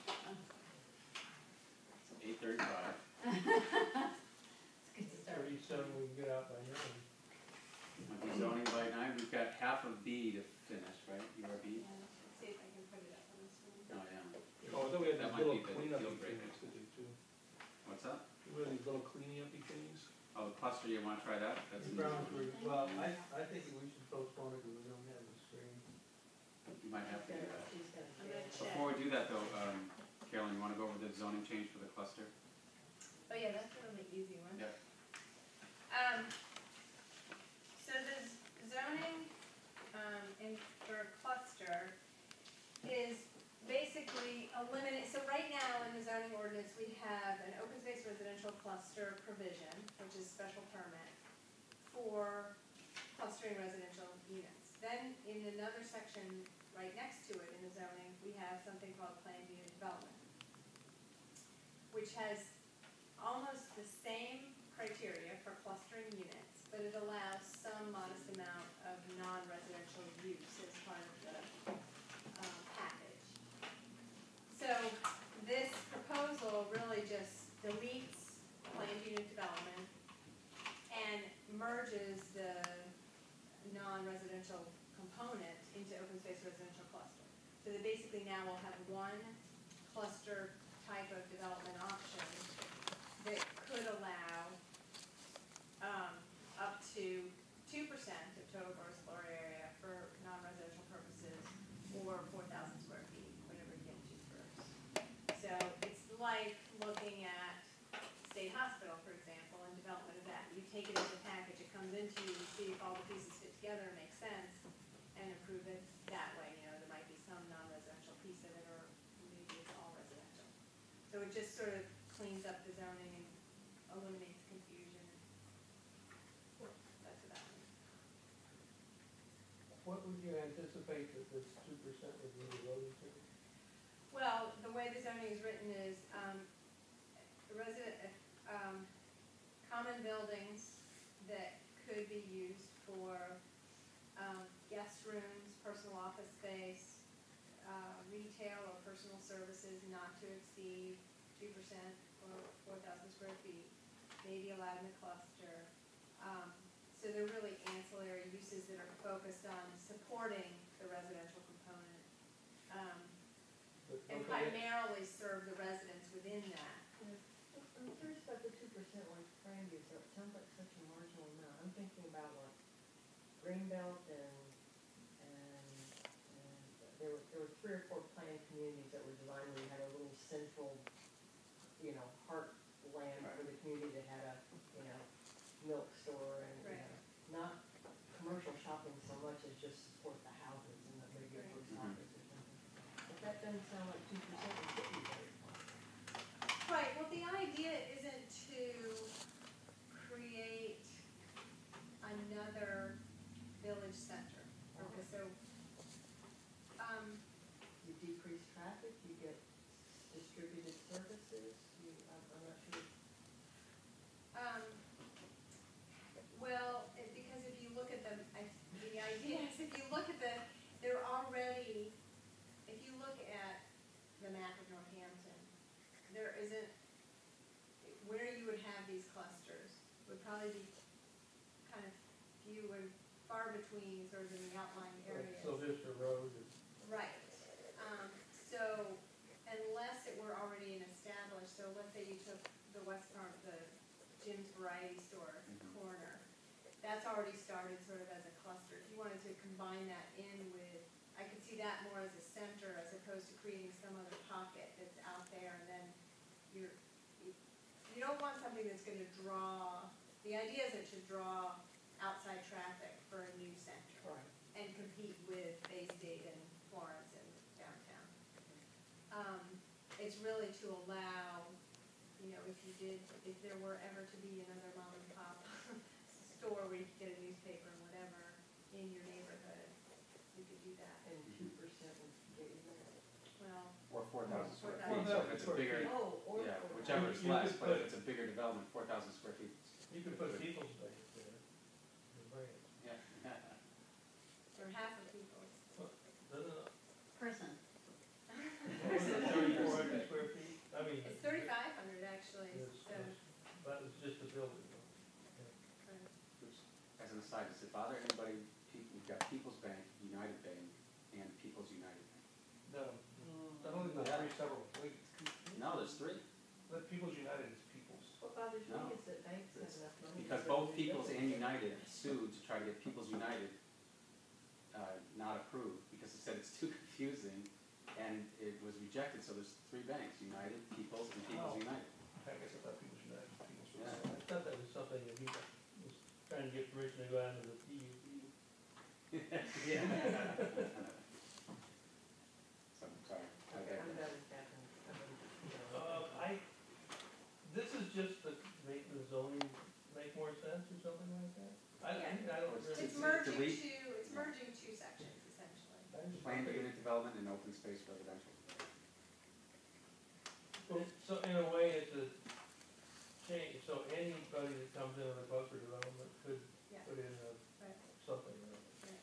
So that would have an effect on suburban, suburban residential or. Right. Is something. there I mean, any constraint that what they put in has to be related to the neighborhood? Yeah. I mean, could they put in a tile store? Well, it says primarily serve the residents of the cluster, but generally not outside paying guests. And childcare facilities and things like Seems like it would self-regulate probably, right? that. Yeah.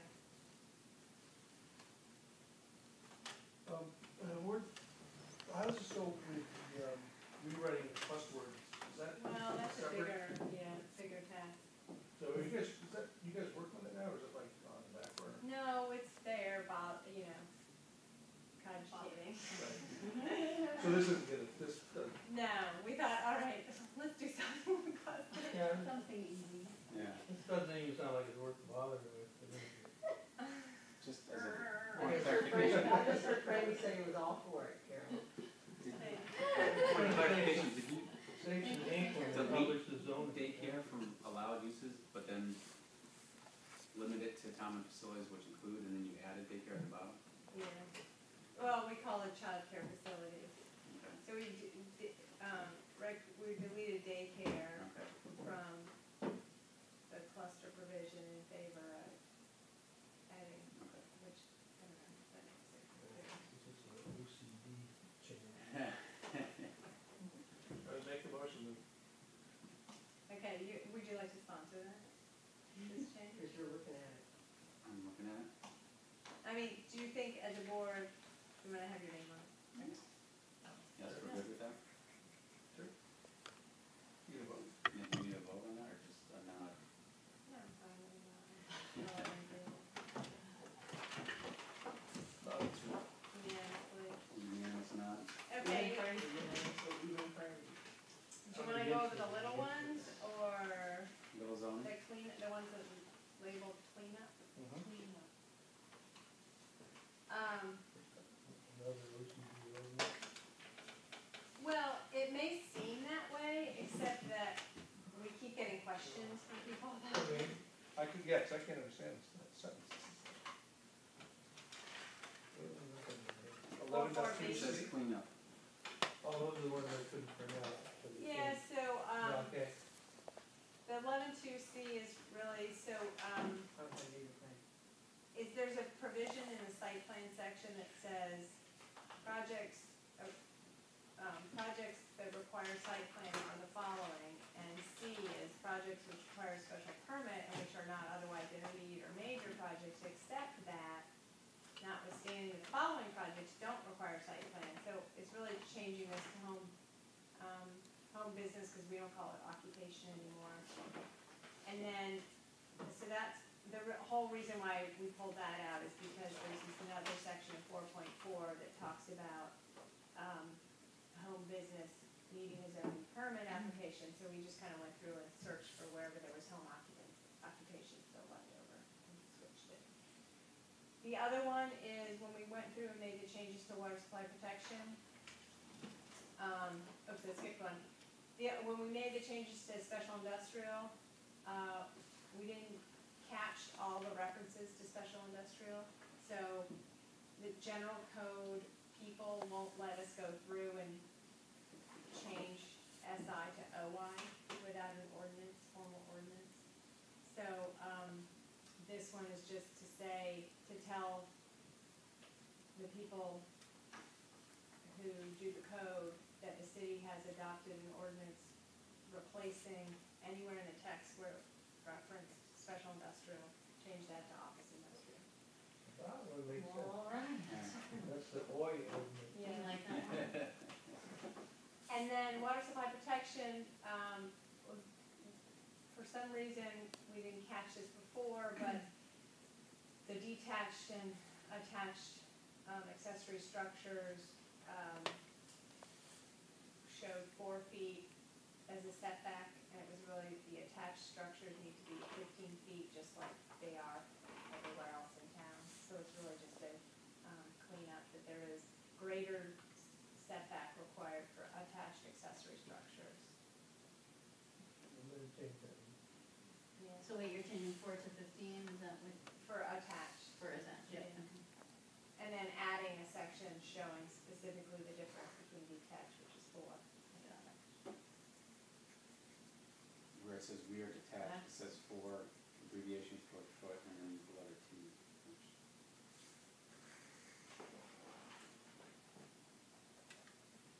So it should just be 4. Yeah. One way or the other. Okay.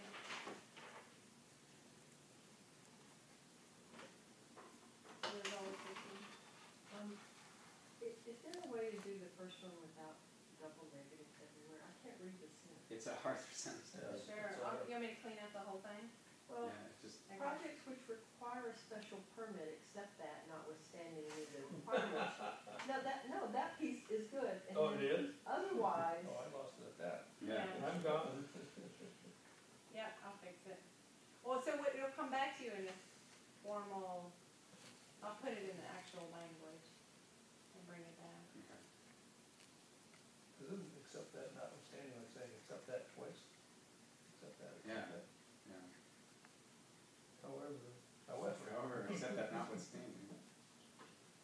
yeah, it's really hard to fix, Carolyn. I wouldn't be so casual about you, your project.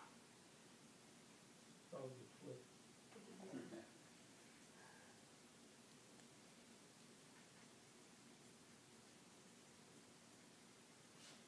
So that one you're gonna redo and bring back to us? Yeah. But SI and WSP, we're good with those?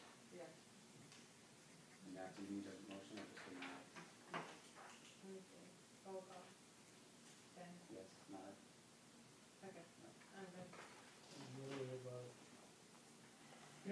changes we've done, Carol, in the last, what, 2 years in zoning? Have you got any feedback from people saying it is easier with new tables and all that? Has anybody Yeah, noticed? yeah, Randy- we have, Randy- it's funny, some internal staff hates it. Some people, they think it's hard. Oh, really? Well, they're used to the old. Yeah, I think, I You hope so. you might try twisting tonight's story to say things are going easier now because people understand what they are. I mean, you know, this went through really cleanly tonight. Yeah. Did people fight at all with the new zoning, or do they reluctantly, meet the code, but was it, this is a pain, or this, I wish we didn't have to do this, or they just jumped in, they seem so enthusiastic about the whole thing. No, I have to say there were definitely easy applicants to work with, and I think as with any applicant, the standards seem more than what's required, more specificity than what's required in other places. I think applicants, consultants generally look at them, put on what they think they understand it to be, Right. and then there's some tweaking after that. Say, well, no, actually you need 3 more trees, or you need to have a double row of trees. Oh, well, the bank really wants to see the building. Well, but this is a brand new ordinance, and it's very specific, and you have to meet it because there's no waiver. I would say there's more difference between applicants than there is between the old and the new zoning. But I would like to see some of the problem applicants that we've had come before in the meetings, before he said it really worked. Right.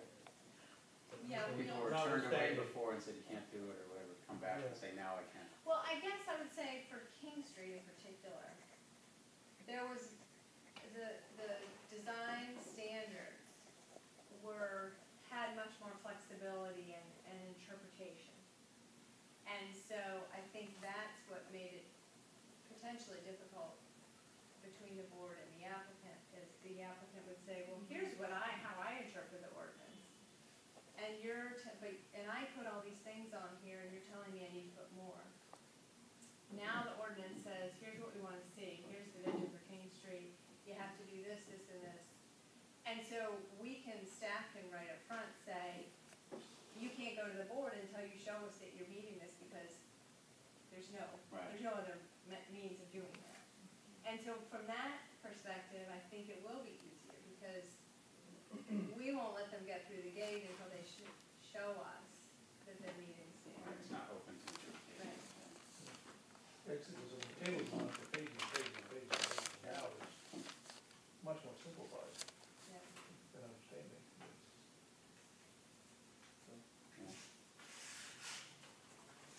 But it's still confusing because we're in limbo, so we're using 2 systems, so that's what's getting people. Oh, because we have none of the districts? Yeah.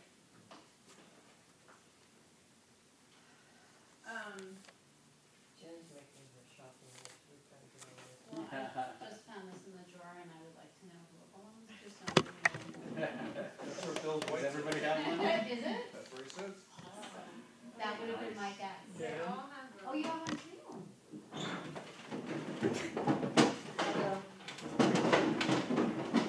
Everybody bring water next time. Yeah. I think they had They water shoot for each other. Casey. See, I don't have, no, she doesn't have one, she doesn't have The business manager doesn't seem to have. I have a problem with that. I don't get it one, yeah. All right, I can't, sorry, I can't. well, Mark, you're Do slacking we off. want to do, No. Don't we have this last one? yeah, we've got it. Findings and. One last one. Okay. Get this one. all right. So, this last one, does it start with 410E? Yeah. Yeah. Okay. So this is a change to what the zoning board reviews, now. So it's under the zoning board jurisdiction. And I took it to the zoning board today, and there's 2 parts to the, zoning board of appeals review, that are proposed in this, what's in front of you.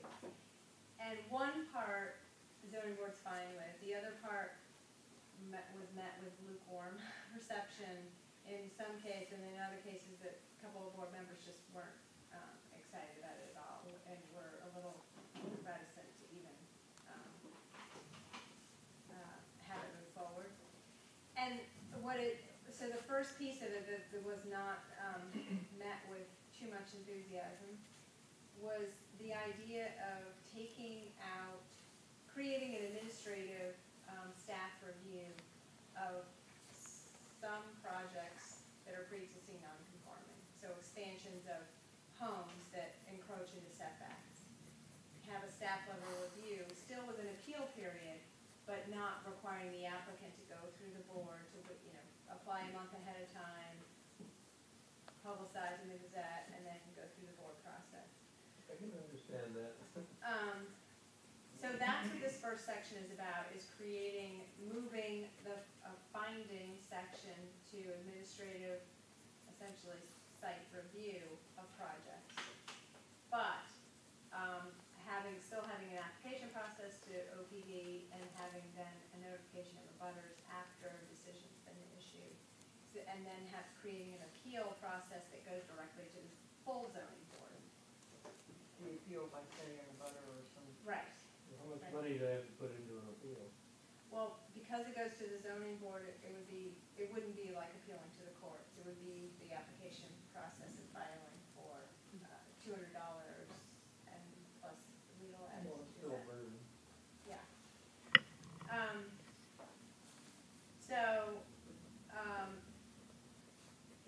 What I basically, the way we left it was, some members are willing to say that leave it in city council hands. If city council feels like it's an okay step to take, then that's fine. A couple of the board members just felt like the zoning board should review these applications, sort of no matter what.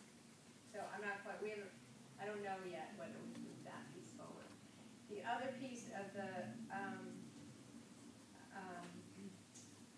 zoning board's jurisdiction is the second half of the page, is based on a court case that came out this year by the appellate courts, but the SJC decided not to review it. So this, basically the court decision stands, and it sort of turns everything on its head as it relates to nonconformities for single and two-family homes, in that the court said that it's not a variance for a property owner. It doesn't require a variance review for a property owner to submit an application on a pre-existing non-conforming lot where the non-conformities are being increased. It's only a finding, which is a much lower standard. And the court was specific to say that only it applies to single two-family homes. So basically, if I'm supposed to have a 15-foot side setback, and on one side of my house, my house was built 100 years ago, and I'm only at 10 feet, and I decide I want to expand my house and build lot line to lot line, I can do that even though I'm creating new nonconformities that I never had before. I can do that by just going to the board for a finding that my change isn't substantially more detrimental to the neighborhood. So, which means people who are non-conforming then have much broader range of developability on their property than the people who comply with them.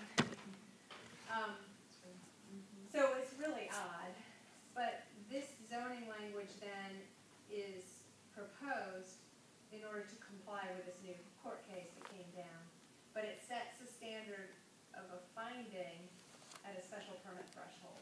So you need the entire board to approve the fact that the change isn't substantially more detrimental to the neighborhood, as opposed to what we now have is just a majority vote, which is two out of 3 members can approve a finding the way it's written under our current language. And the decision allows that flexibility? Yeah, because it really just says, Doesn't address that? it just says that the board finds that it's not substantially more detrimental. But if we say it's a special permit process, that special permit tag automatically means it's a Right. supermajority, so you need 3. So you can decide how you want it, what you want it to fit into? Right. And basically, right now, the zoning says that it's a variance. That kind of thing would be a variance, which is, the steepest hurdle to not apply. Considering how many lots we have that are non-conforming, I think we would want to do what you just described, which is Yeah. legally follow it to the degree we have to, but make the process of finding as onerous as possible. now, if you're pre-existing non-conforming, and you know they need a variance, you don't even try, because it's rare that that's gonna get approved. So this would be essentially, it's only a finding, but it's a really hard finding to get, so you do the same thing. Right. I'm Because okay with the that. law doesn't, it seems odd. If you're pre-existing non-conforming, knock yourself So out. I'm You know what I mean? I'm building outbuilding right Make it against my worse. property Yeah, line, yeah. so now I can build the outbuilding Yeah. bigger all along the Yeah. property line, Yeah. makes some sense.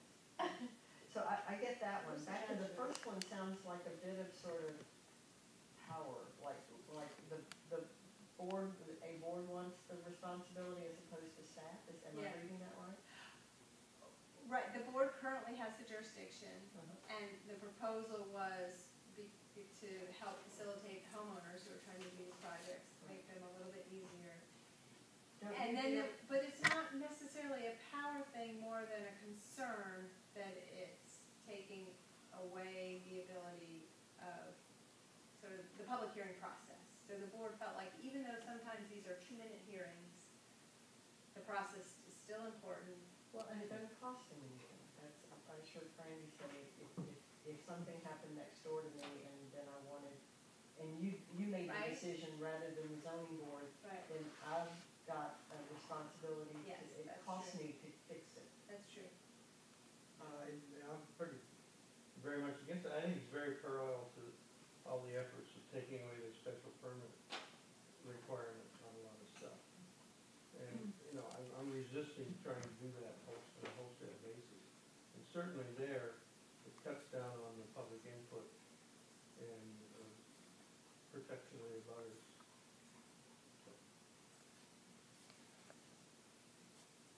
What is the difference in the workload to you? All things come through you to decide whether they go to zoning or not. I mean, if I were gonna do something, I'd come talk to you first and you decide, wouldn't you?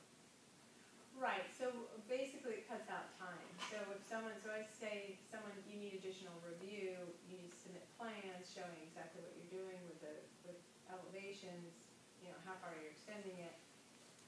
I can review that in a day, 2 days, a week, as opposed to saying you have to file 30 days ahead of your hearing, we have to advertise it for 2 weeks, and that kind of thing. So on the one hand, it facilitates the applicant, on the other hand, you're right, it adds a cost to anyone who might have an issue with it and really wants to appeal it because they have such a strong issue. But the other piece of it is, you have to show me or someone else who's reviewing that you've notified your immediate neighbors and address concerns, or at least notify them so they know about the review. So it's not a public hearing per se, but, So I'm just exploring this, but if you received a comment from one of the neighbors that says, Franny next door to me is fixing to really upset me, then can you put it into the zoning process, or by making this change, you then?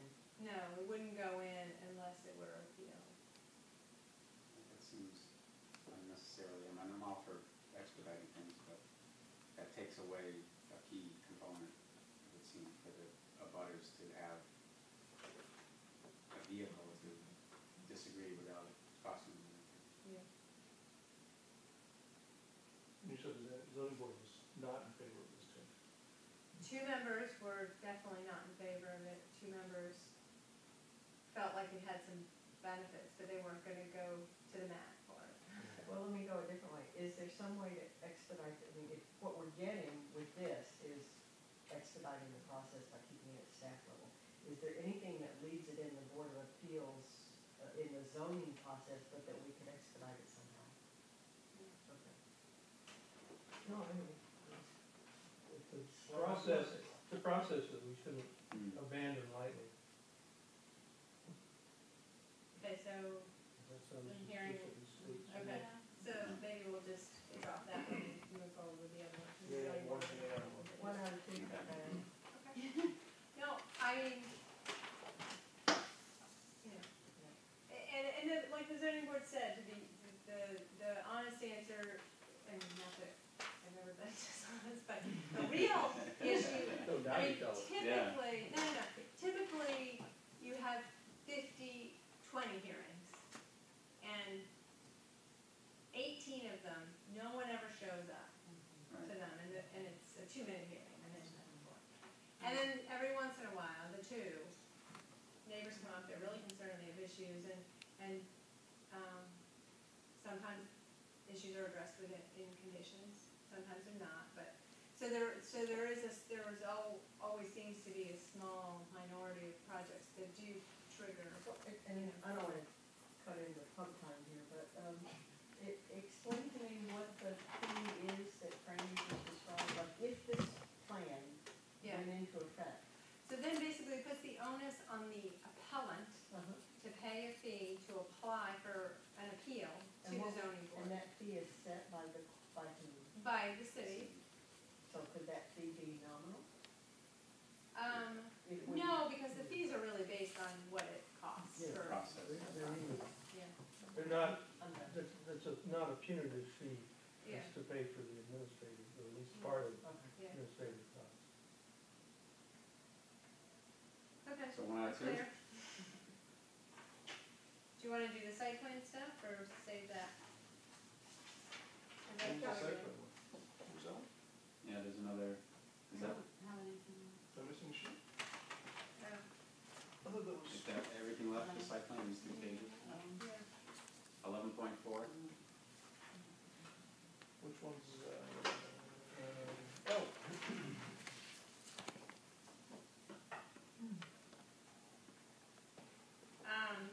Does everybody have that?